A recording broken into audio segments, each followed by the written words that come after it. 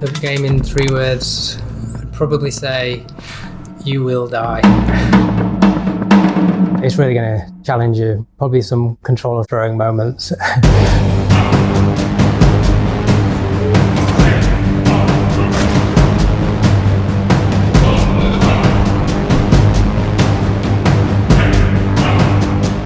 I could sum up Gods Will Fall in 3 words: tension, challenge, and satisfaction. Your job is to go into the realm and defeat the god and then go on to the next realm and do the same. A ragtag band of warriors that set sail across the distant seas to try and find the gods that had been ruling over these Celtic warriors for so many years. They're complete underdogs with only 8 of them left alive, but they still have a job to do, and that is to destroy these gods.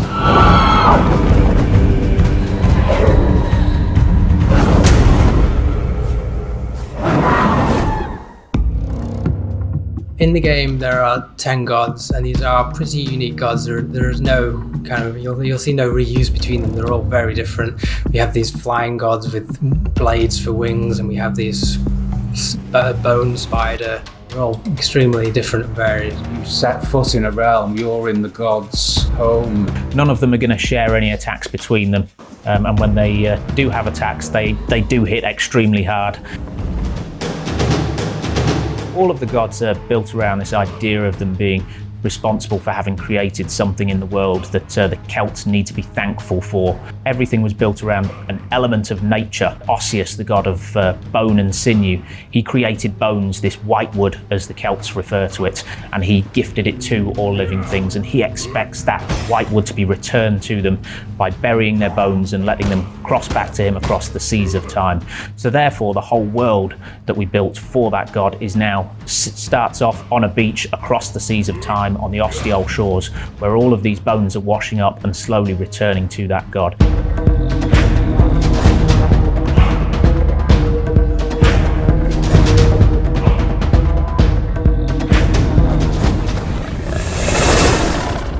So you work your way through the realm and you kill your vassals and the creatures, and you finally get to the boss, and there's no breather. You don't get a chance for a rest here. They straight into the fight, and these are tough gods. If you're not paying attention, 2 hits, you'll be dead.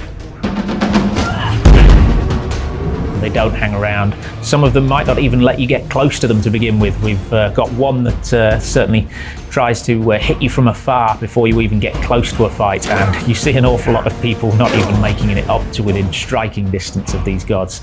Some are definitely harder than others, depending on your style of play and style of attack, and you have these different warrior types. So there might be a particular god that you can beat easily when you're playing as the nimble, faster warrior type with the dual wield. But if you're down to your last guy and you've only got your chunky guy that's a bit slower, maybe a god that you find easy normally is really hard, and that's all part of the challenge of the game. So the combat system has been designed to be extremely easy to pick up. Just got a simple system of light attacks and heavy attacks, and then even your dash ability, which you can use to avoid enemy attacks, can also be used to parry their weapons and open them up and exploit them for a grab and a throw.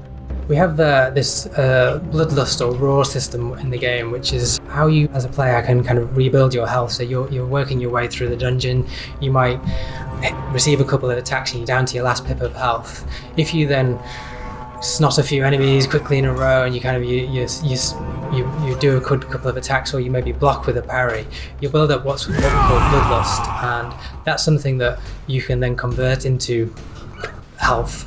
I think it's very easy to get stuck in the mindset of if you've just failed on a dungeon, you immediately want to get stuck straight back into it, so you quickly snatch at grabbing another warrior and sending them back in. But part of the design basis of Gods Will Fall has been this idea that think carefully and make careful choices about some of these things. Just blindly going into each dungeon and like trying. I think you need to take a step back and then try a different dungeon, a different realm. Make sure you take your time. It's definitely not the kind of game to go in all guns blazing, kind of gung ho, mashing buttons. It's definitely a kind of take your time, look at it, like assess each enemy's attacks, make sure that you know the type of attack you're going to be seeing before you kind of waltz in, and because it's very difficult, you might just one or two false moves and you're dead.